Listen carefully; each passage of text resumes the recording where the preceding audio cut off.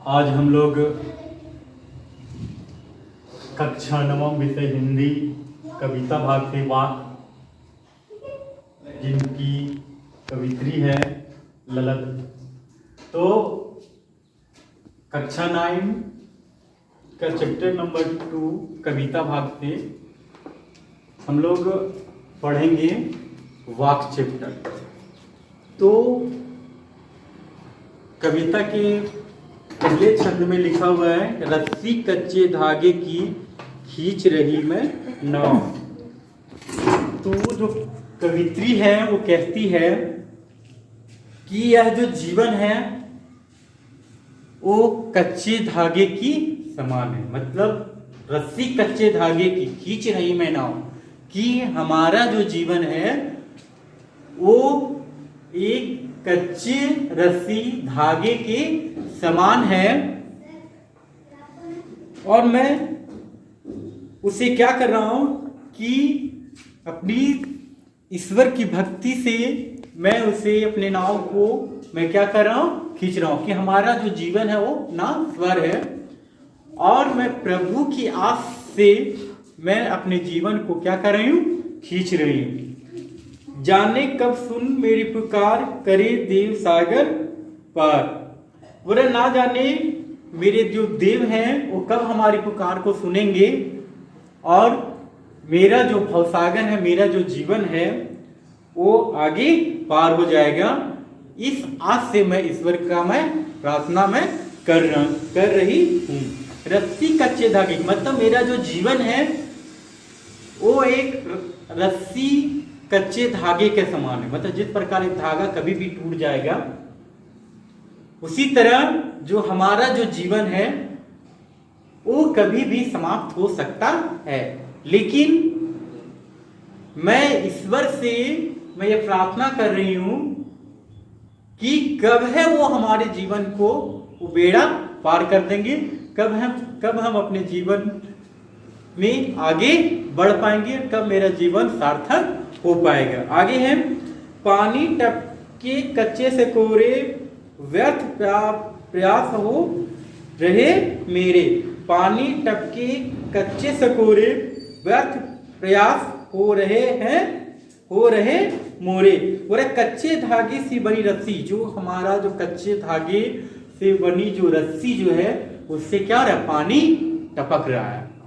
मतलब कि कच्चा रस्सी रहता है तो क्या होता है, उससे पानी क्या होता है, टपकते रहता है, और एक एक बूंद मतलब गिर रहा है। अर्थात मेरा जो जीवन है, यहाँ पे कच्चे धागे रस्सी का किसको बताया गया, अपने जीवन के बारे में। तो उसी तरह बोल रहा है, जो कच्चा धागा जो है उससे क्या हो रहा है कि पानी टपक रहा है। कहने का मतलब क्या है कि हमारा जो जीवन है वो दिन प्रतिदिन क्या हो रहा है, बढ़ते जा रहा है। मतलब मेरा जो जीवन जीने का जो समय है वो दिन प्रतिदिन बढ़ते जा रहा है। जिस प्रकार एक कच्चे रस्सी के धागे से पानी की बूंदे गिर रहे हैं।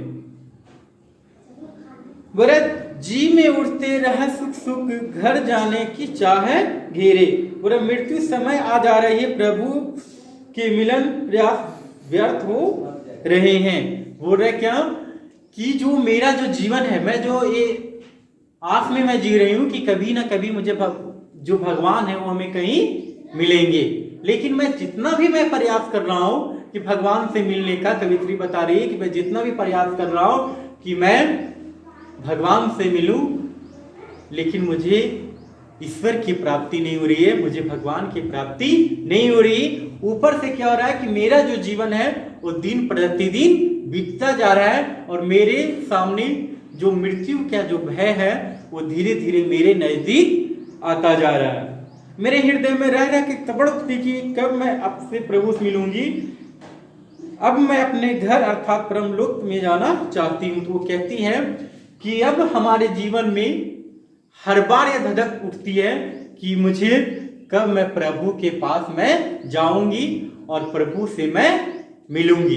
फिर से हम लोग समझते हैं, रस्सी कच्चे धागे की खींच रही मैं नाव। यहाँ पे मैं पहले बताए कि कच्चे धागे किसको बताया गया? अपने जीवन को। और नाव किसको बताया गया है? जो ना वो समय जो वो बिता रही है, मतलब वो अपने जीवन है वो रस्सी कच्चे धागे के समान बता रही है, और उसी से वो अपना जीवन को क्या कर रही है? बिता रही है। उसी रस्सी कच्चे धागे से बूंदे गिर रही है। इसका कहने का मतलब है कि उसका समय धीरे धीरे क्या होते जा रहा है? बीतता जा रहा है।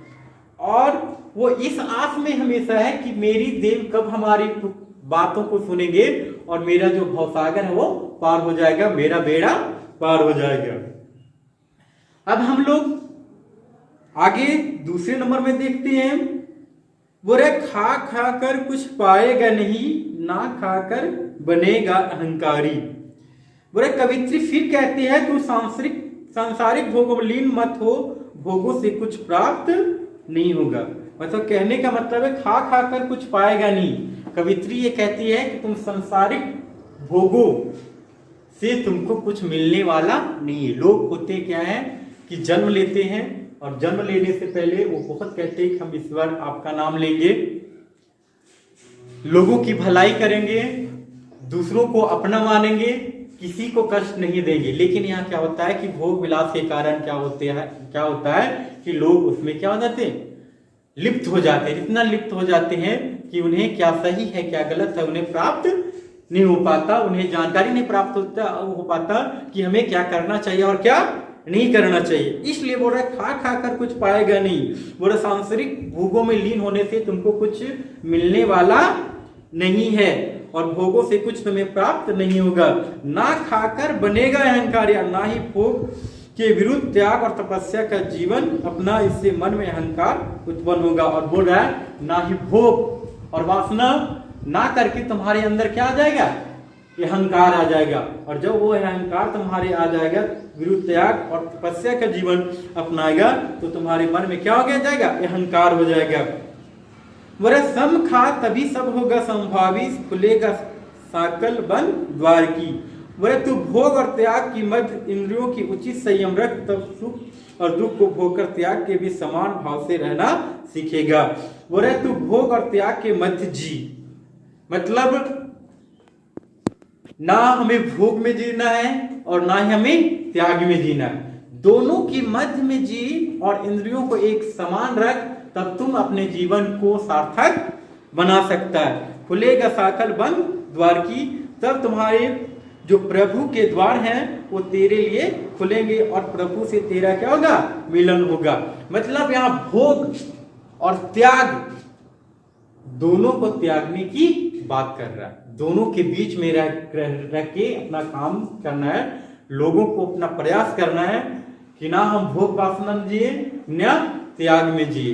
यदि भोग वासना में जिएंगे तो हमें कुछ नहीं मिलेगा, और यदि त्याग में रहे और तपस्या में रहे तो क्या हो जाएगा? हमारे अंदर क्या हो जाएगा? अहंकार हो जाएगा, तो भी हमें भगवान मिलने वाले नहीं है। और ना हमें भोग के बीच में रहना, ना हमें भोग में रहना है और ना हमें तप और तपस्या में रहना है। हमें दोनों के बीच में रहना है, तब हम लोगों को कहीं ईश्वर की प्राप्ति होगी, नहीं तो अन्यथा हमें ईश्वर की प्राप्ति नहीं होगी। तीसरे नंबर में क्या है कि आई सीधी राह से गई न सीधी राह, सुसुम सेतु पर खड़ी थी बीत गया दिन हाय। बोरा कवित्री कहती मैं आई थी सीधी राह पर किंतु चल पड़ी उल्टी राह पर। आशा है कि कवित्री परमात्मा प्राप्ति पर ठीक पथ से आई थी किंतु ने गलती से हठियों का मार्ग पकड़ लिया।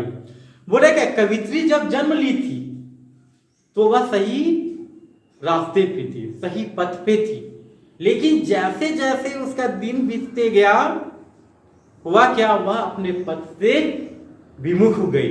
जो उन्हें करना चाहिए वो ना करके कोई दूसरा काम वो करने लगी। मतलब आई सीधी राह से गई न सीधी राह, मतलब मैं जब जन्म ले रहा था उस समय मैं सीधी राह से आ रहा था। मैंने सोचा था कि मैं आके यहाँ पे भगवान का नाम लूंगा, लोगों की मदद करूंगी, है ना, लेकिन ऐसा मैंने कुछ किया नहीं। अब मैं जब जीवन मैं जी रही हूं तो मैंने कुछ अच्छा काम नहीं किया। बोले वह जीवन भर सुमन नाड़ी के साधनों का प्रयास करती, कुंडली नागरम लगी रहती, इसी सारा जीवन बीत गया। और वह क्या है, अपने जीवन को आगे बढ़ाने के चक्कर में क्या हुआ कि वह जो सही पथ था वो क्या हो गई, भूल गई और आगे वो बढ़ते रही। जेब टटोली कोड़ी न पाई, मांझी को दू क्या उतराई। और इसी तरह सारा जीवन उसका बीत गया। उसे दुख है कि अंत में जब उसने जेब टटोला तो उसने कुछ पाया नहीं। बोले जेब टटोली कोड़ी ना पाई, मांझी को दू क्या उतराई। उसने पूरा जीवन क्या हुआ, अपने भोग विलास में पूरा बिता दिया। जब उसका पूरा जीवन पूरी तरह से समाप्त हो गया, जब वह मरने के कगार पे आ गई तो वह सोची कि मैंने तो कुछ अच्छा काम किया ही नहीं। तो जब वो अपने काम के बारे में सोचने लगी कि मैं आई थी संसार में तो मैं सोची थी कि मैं बहुत सारा अच्छा काम करूंगा, लेकिन मैंने कुछ ऐसा काम नहीं किया। और जब वह सोचती है कि मैंने जब कुछ अच्छा काम नहीं किया तो उसे पता चलता है कि मेरे पास कुछ अच्छा नहीं है। बोले अब वह परमात्मा को जवाब देने योग्य भी नहीं रही। उतराई के नाम पर उसके पास कुछ शेष नहीं है।